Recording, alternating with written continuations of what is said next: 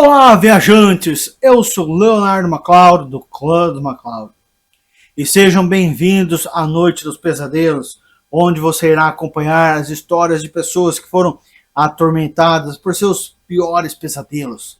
Então, reúnam-se almas corajosas e conheçam um pouco mais sobre Petrópolis, uma cidade na região serrana do estado do Rio de Janeiro, rica em história e com sua cota de histórias assustadoras e lendas sobrenaturais.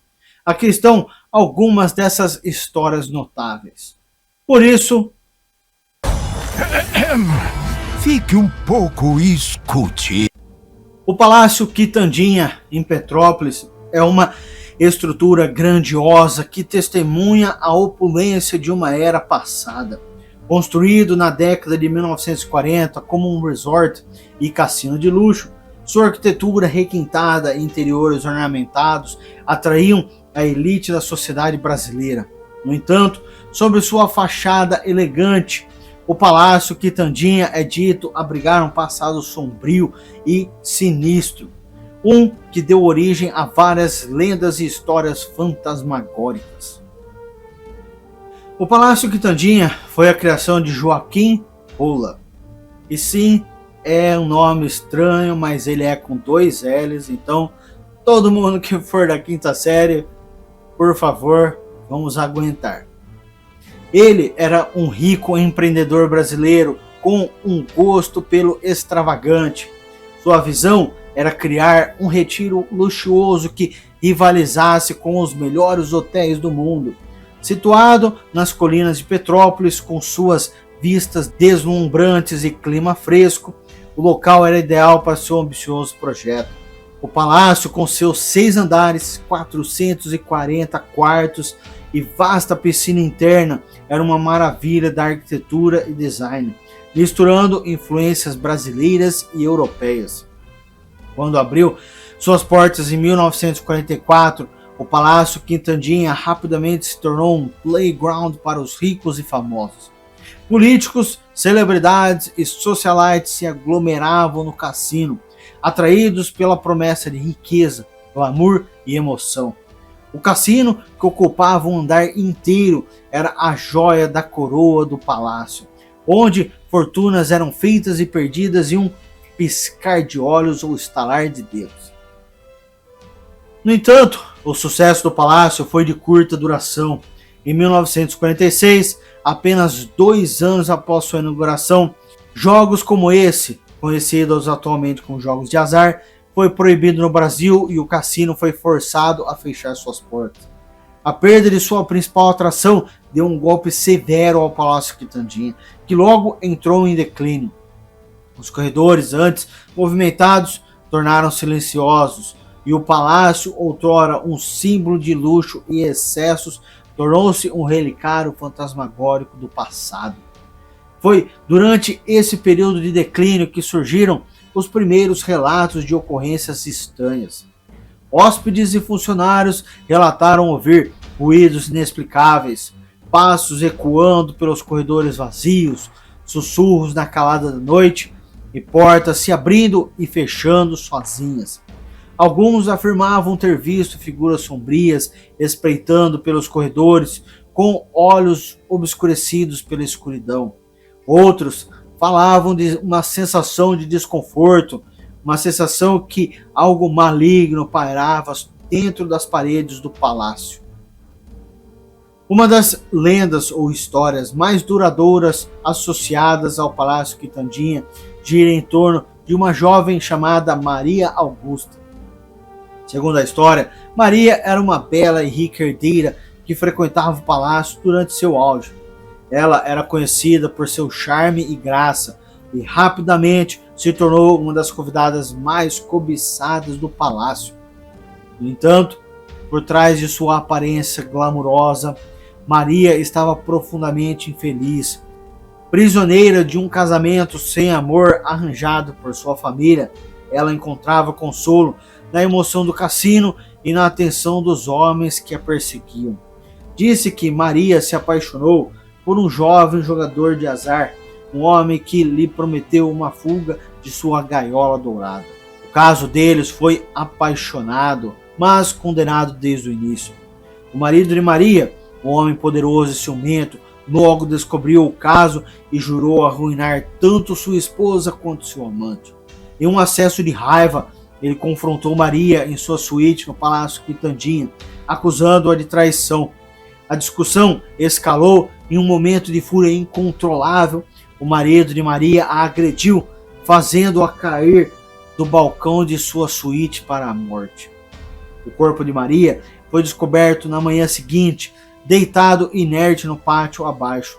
Seu amante, angustiado e atormentado pela culpa, desapareceu sem deixar rastros, e alguns dizem que ele tirou a própria vida, incapaz de viver com a culpa do que havia acontecido. O palácio, já em declínio, tornou-se ainda mais envolto em tragédia, e a lenda de Maria Augusta começou a tomar forma. Ao longo dos anos, muitos hóspedes e funcionários do Palácio Quitandinha relataram encontros com o fantasma de Maria Augusta.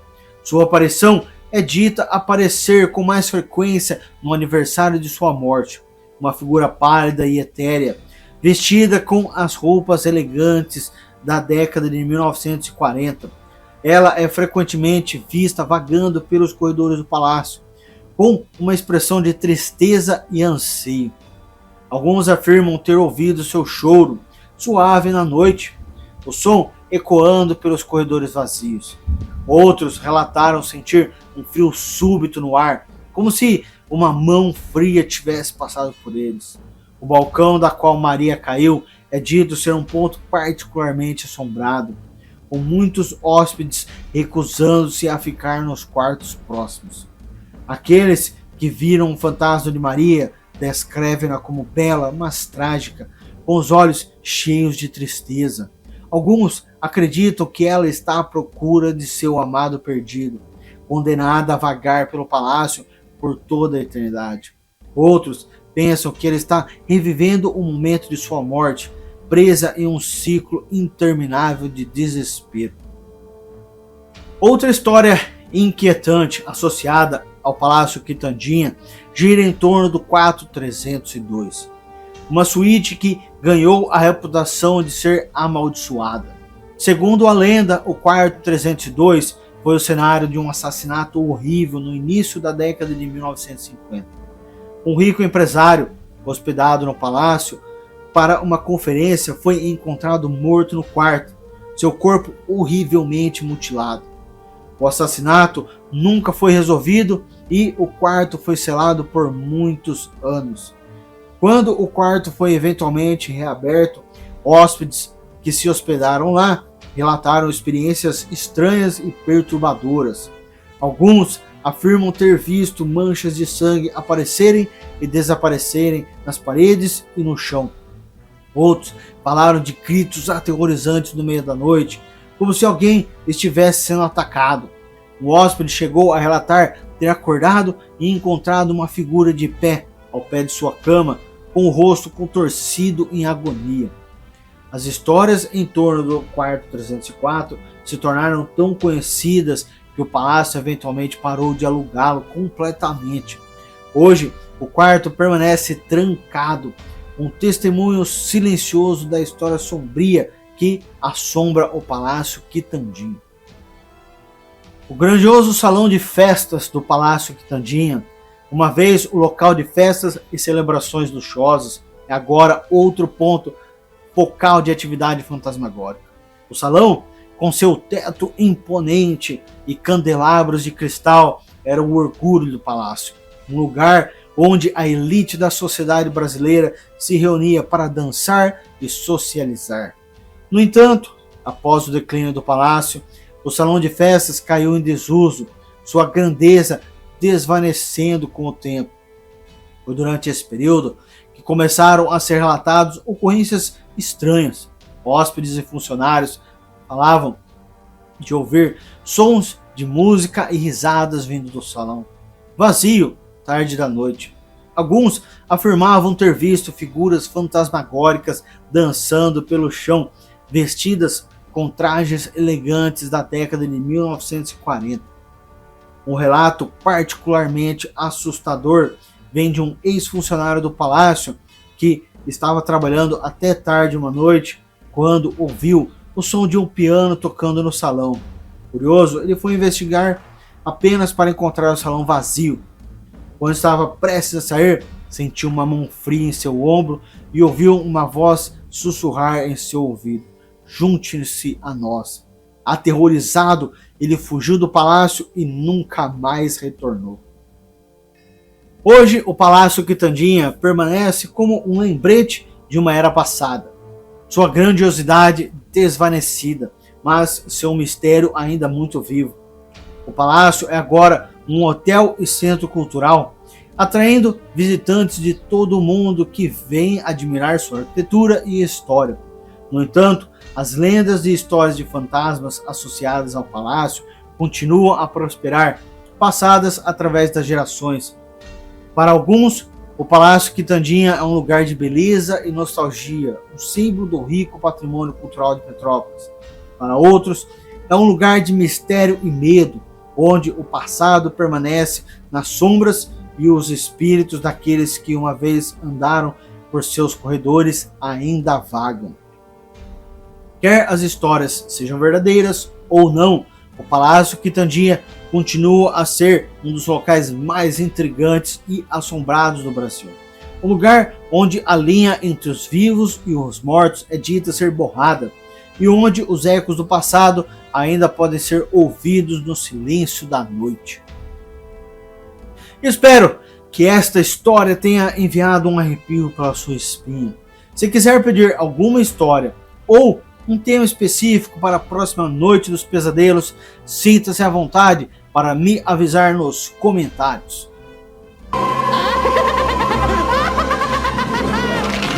Voltaram, né? E isso é tudo por hoje. Porém, existem muitas histórias arrepiantes para contar. Antes de sair, não esqueça, primeiro, se você não faz parte do Clã MacLeod, clica no botão inscrever-se para fazer parte do clã. Segundo, deixe seu gostei para que o YouTube saiba que essas histórias devem alcançar outros. Dessa forma, você pode ajudar a trazer dos cantos mais sombrios de nossa realidade estas histórias. E em terceiro lugar, marca o ícone do sininho para que você possa ser notificado quando sair novas histórias. E até a próxima Noite dos Pesadelos. Que os antigos deuses possam guiá-lo em seu caminho. E cuidado com o que se esconde nas sombras.